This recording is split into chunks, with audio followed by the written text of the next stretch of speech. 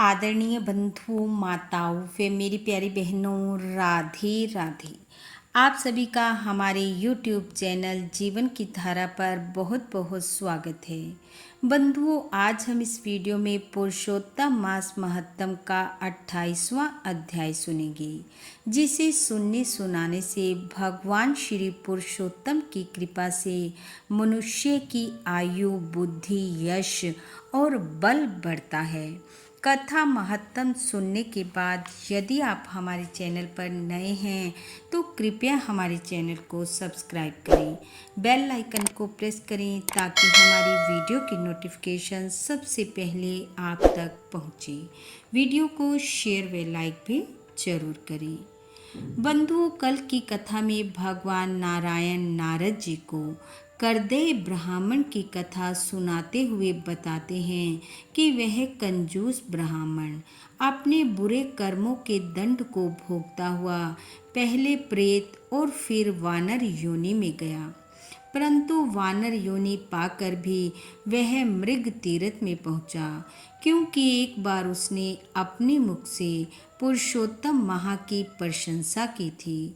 चाहे वह प्रशंसा उसने लालच के वशीभूत होकर ही की थी, इसलिए उसे वानर योनि में मृग तीर्थ मिला और वहाँ उस तीर्थ में भूखा प्यासा रहते हुए उसने अनजाने में पुरुषोत्तम महा के आखिरी 5 दिनों का व्रत और स्नान किया, जिसके प्रभाव से वह वानर देह त्याग कर सुंदर देहधारी बन गया और भगवान के पार्षद उसे लेने पहुँचे।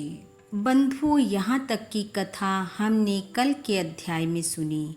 आइए अब सुनते हैं आगे की कथा। नारायण बोले, हे नारद जी, अपने समक्ष विमान और भगवत पार्षदों को देखकर वह हैरान था।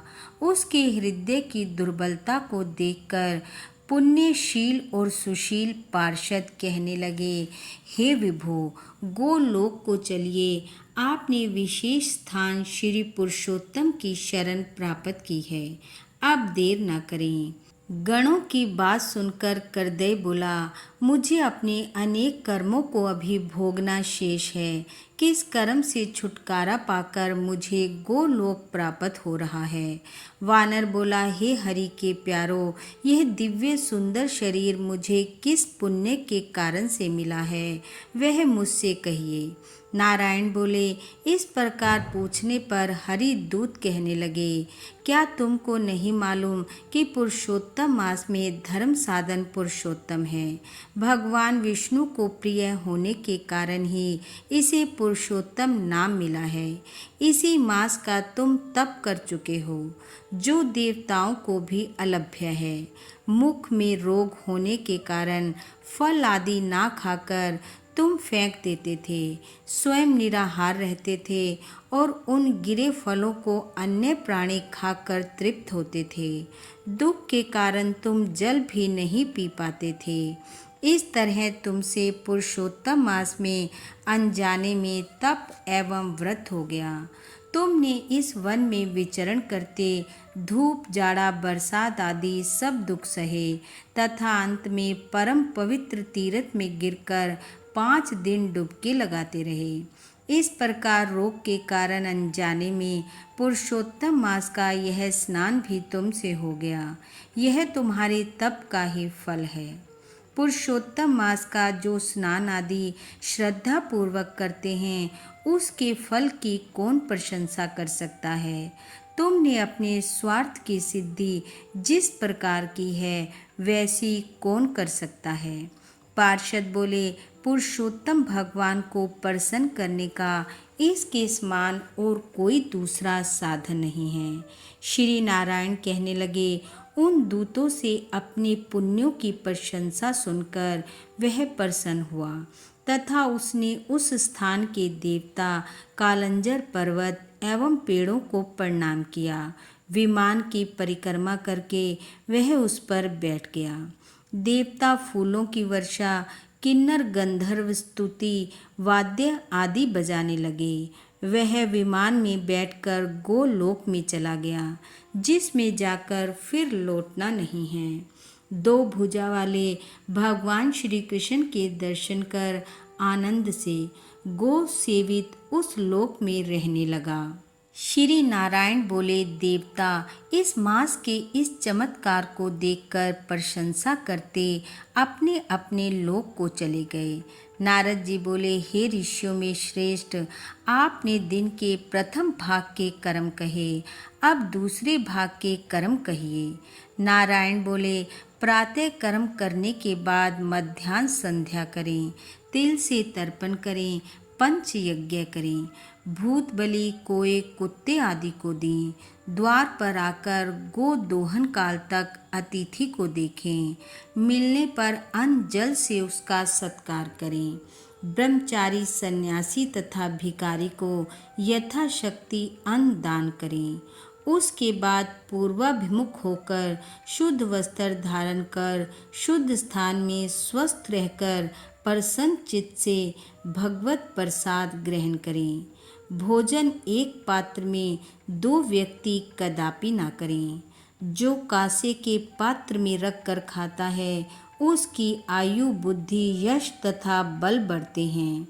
भोजन से पूर्व 5 ग्रास गो कुत्ता कौवा अभ्यागत पिपीलिका आदि को देवें। पहले मीठा नमकीन एवं खट्टा, बीच में कड़वा, गरम भोजन अंत में करें। सन्यासी को 8 ग्रास, वानप्रस्थ को 16, गृहस्थ को 32 एवं ब्रह्मचारी को यथारुचि ग्रास खाने चाहिए। ब्राह्मण शास्त्र विरुद्ध भक्ष्य भोज्य आदि ना खावे।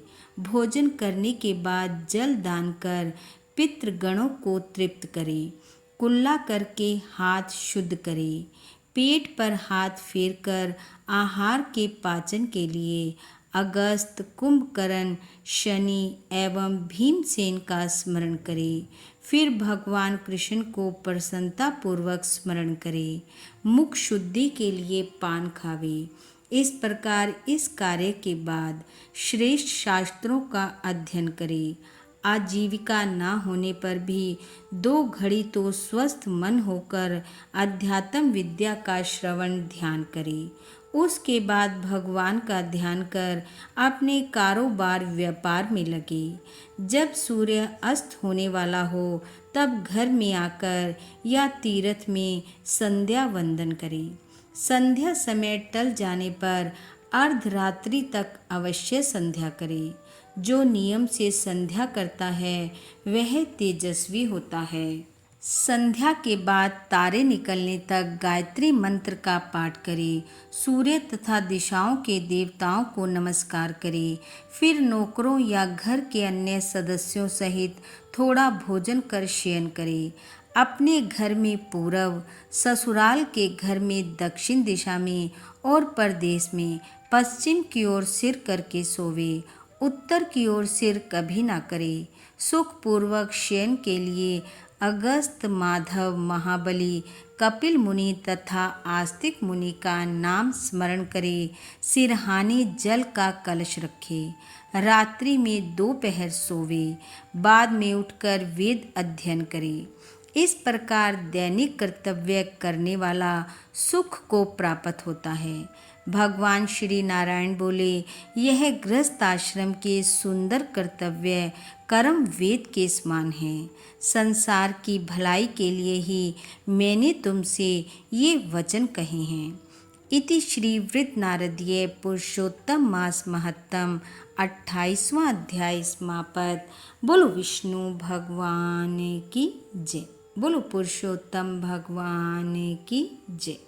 बंधु, भगवान श्री हरि की कृपा आप व आपके परिवार पर सदैव बनी रहे।